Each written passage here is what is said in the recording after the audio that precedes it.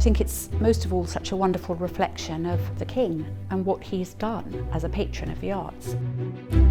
I think it's put me on the map, to be honest, and this is just something that is kind of life-changing. The King first asked an artist to accompany him on tour in 1985, and the idea is that the artist can capture something of the place which the King is visiting. Over the past 40 years, over 40 artists have visited nearly 100 countries and recorded all sorts of views and events and people. His Majesty is a very engaged patron of the arts, so artists are given a lot of freedom, which has resulted in this incredible variety of work. It's absolutely fantastic. Today we have two of His Majesty's tour artists visit the print room to talk about the works that they have made as a result of the tour, which will be included in the exhibition at Buckingham Palace.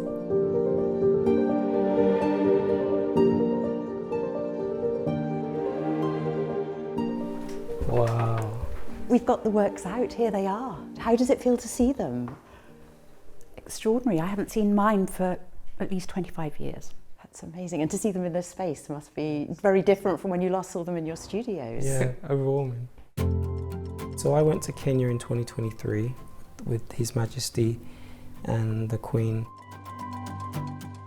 I entered the competition for his 50th birthday when he was the Prince of Wales, and through that competition I was invited to Hampton Court Palace and I won a prize, and that's where my relationship with His Majesty started. I've actually been on 3 tours with the then Prince of Wales. The first was in 1995. I got a call out of the blue, would I like to accompany HRH to Oman, which I thought was a joke, but it turned out to be real. And then I went in 97 to the Hong Kong handover, and we flew to Hong Kong. We were then based in the royal yacht. I remember clearly he said, do whatever you like, which actually from a patron to an artist is pretty extraordinary. They were very cool. They allowed me to just let the trip dictate what I wanted to do. I kind of wanted to do moments that I wasn't expecting or things that excited me. They're 2 very different works. What have you chosen to depict here? These sailors were on board the royal yacht, and every evening they would lower the flags in a ceremony accompanied by the band. And it was a very symbolic moment because it was the end of Hong Kong being handed back to the Chinese, and it was also the last voyage of the royal yacht. So this was really quite an emotional event, and I was struck by the beautiful whiteness of their sailors' outfits and the parallel verticals. It's so effective, it's brilliant. And Philip, what are we looking at? It's an elephant sanctuary, and this was the nursery scene, I guess you can call it. The elephants were at play, so this was like their leisure time, I guess. I'm not used to painting landscapes, I'm more like a portraiture artist, so I wanted to kind of do something different.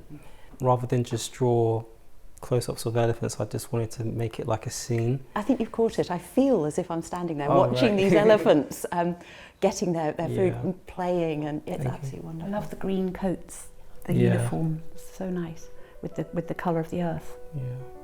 For me it was like a whirlwind. I was familiar with the idea of working at speed under pressure, although nothing prepared me for this.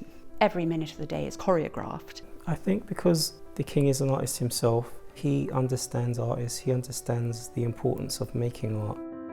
The then Prince and I definitely spoke about his work and my work. I think he was painting the sky, there were some beautiful grey skies, and I remember showing him a little trick I had about mixing certain kind of grey. A shared exchange of our interest, passion. So exhibitions at Buckingham Palace during the summer opening often mark an event or an anniversary, and the anniversary this year is the 40th year of the King's appointment of tour artists. It's really exciting to bring these works together in one display. For some of those artists, they won't have seen those works for many years, so I'm looking forward to talking to them about them and hearing more about their reaction to the exhibition.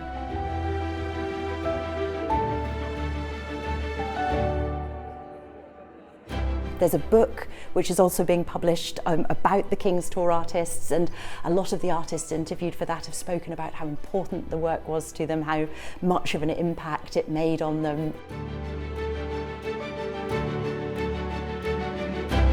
I think it's most of all such a wonderful reflection of the King and what he's done as a patron of the arts.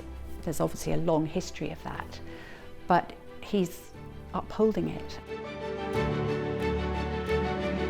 It feels like the work is a part of history. Like everyone who comes to see it they'll probably remember it one day, so you know, just a real honour.